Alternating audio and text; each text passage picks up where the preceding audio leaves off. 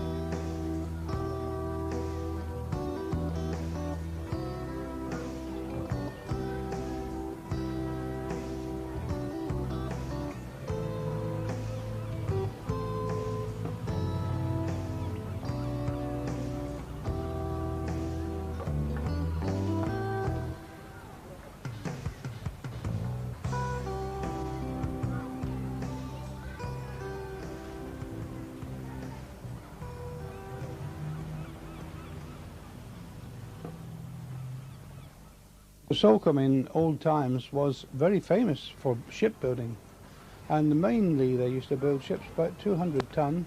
They have built them up to about 500, and they were mostly, not all, but mostly topsail schooners. That is a schooner rig ship with square topsails on the foremast.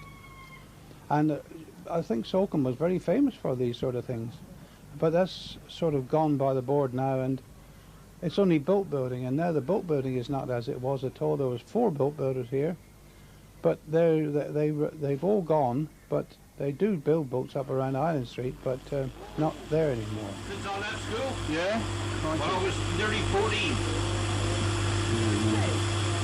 30 years. Hey, 30 years? No, only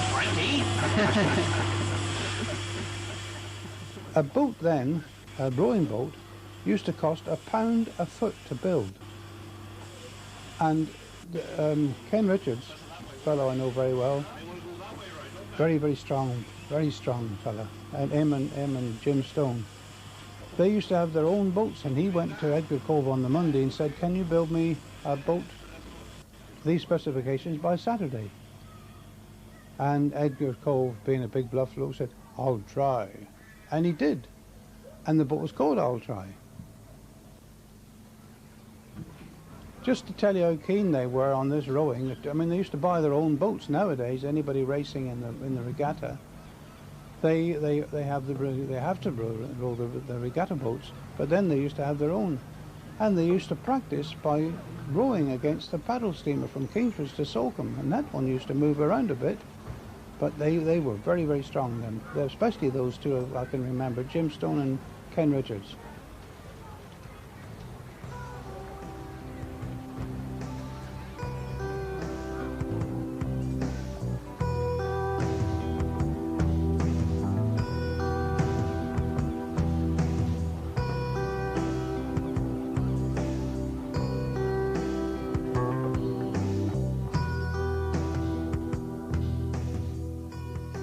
Well, good morning to the Salcombe Maritime Museum here in South Devon.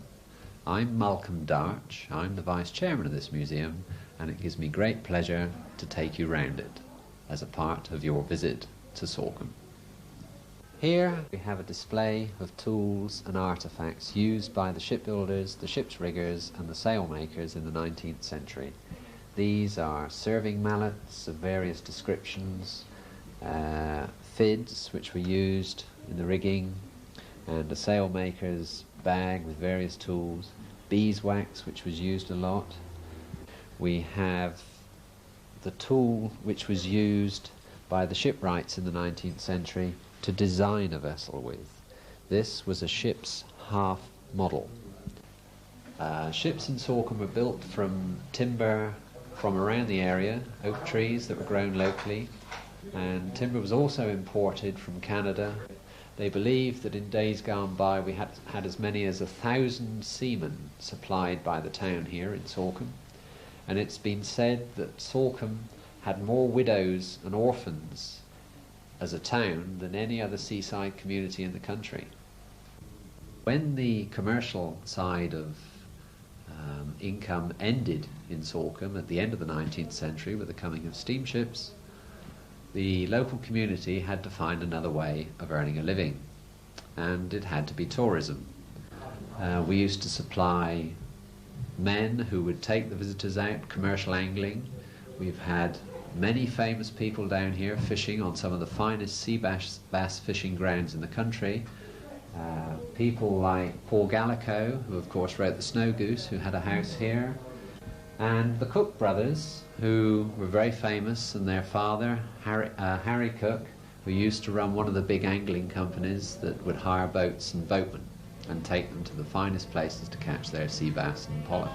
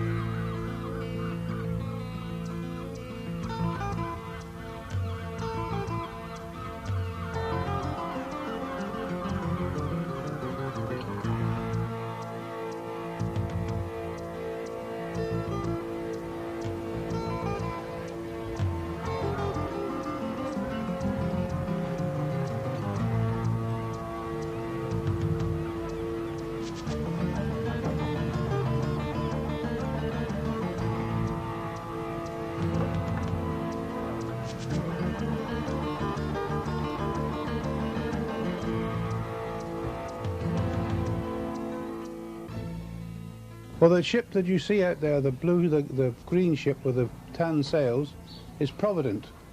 They've just spent £300,000 on restoring her. I don't suppose she got more than £3,000 to start with. But there she is, and she's the only Brixham sailing trawler left in the country. And there she is, a lovely picture of her. That is some sort of sight, isn't it?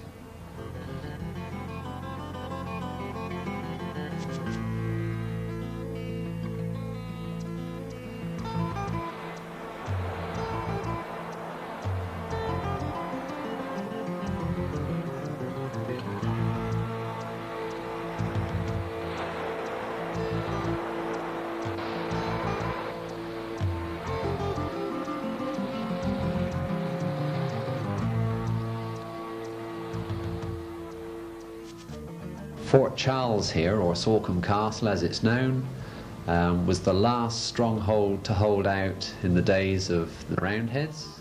We're quite well known for that.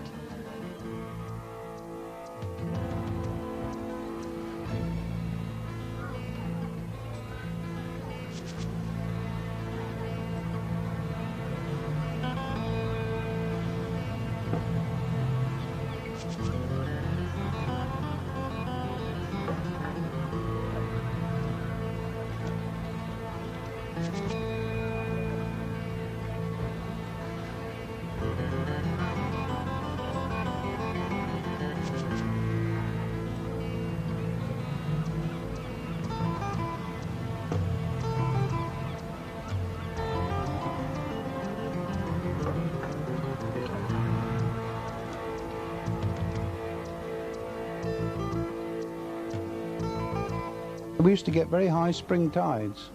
It was almost like a, well, it was like a river.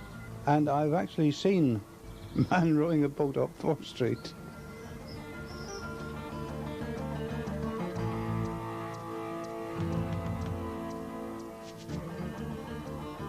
Well, this little snippet is Robinson's Row, known locally as Cat's Alley. I never did find out, but nobody ever referred to Robinson's Row. I think a lot of people didn't even know it was called Robinson's Row, but it was Cat's Alley.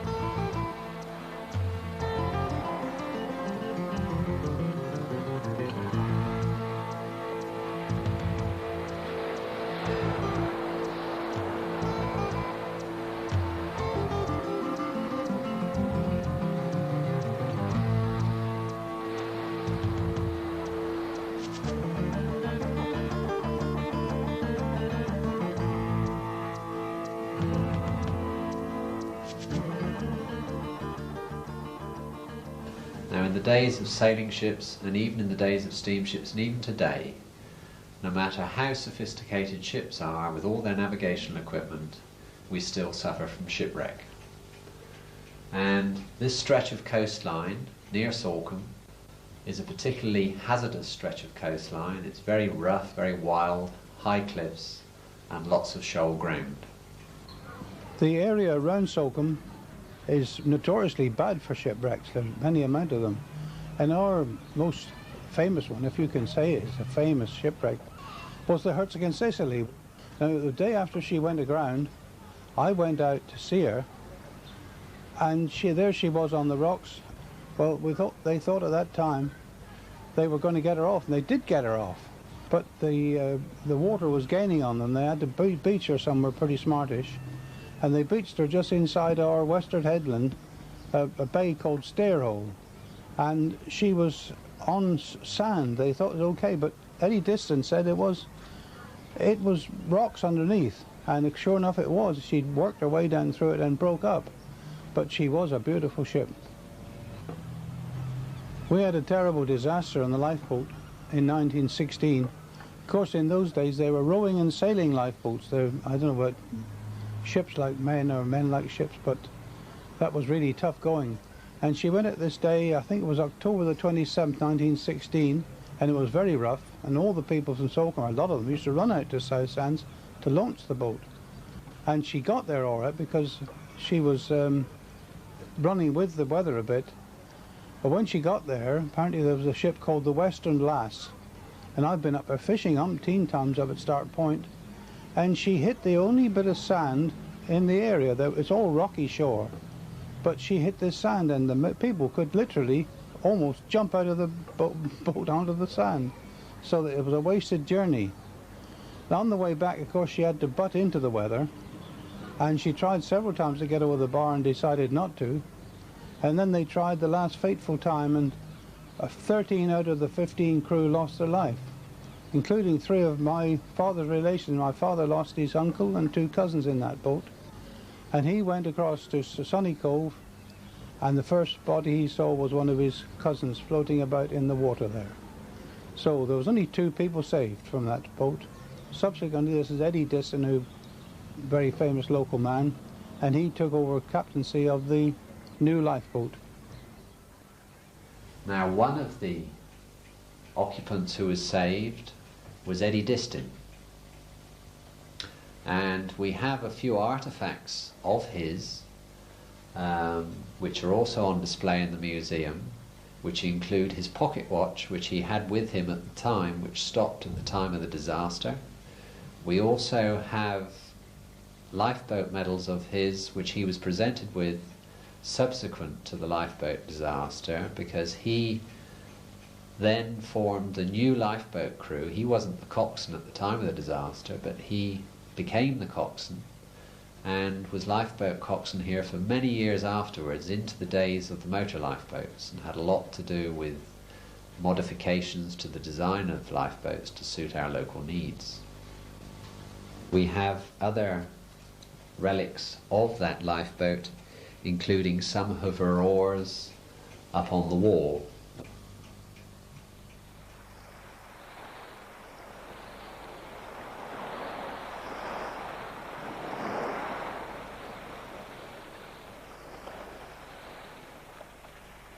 So this is a picture of the little ferry that goes across to East Portsmouth.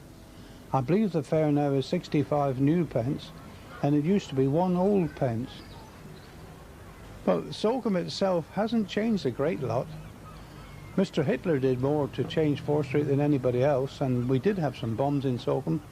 And of course the bombing was because the place was full of American boats, and that's what they were after.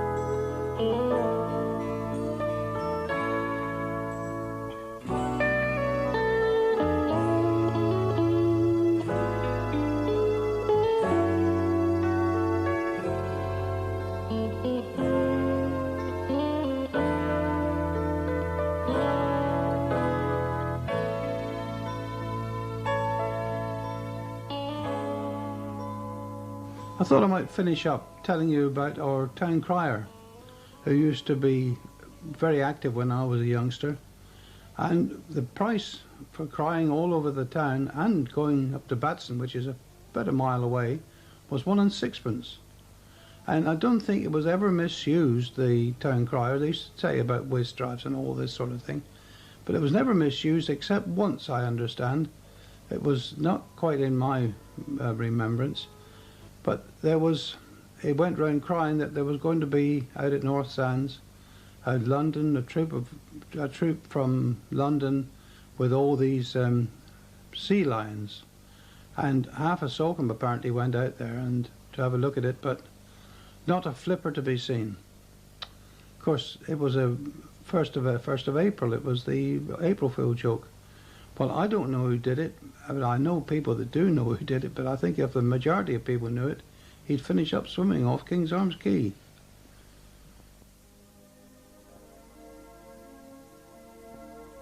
Well, I hope you've enjoyed this video of Salcombe. We've enjoyed making it. We hope that you love the town the same as we do, and we hope to see you get back again one day.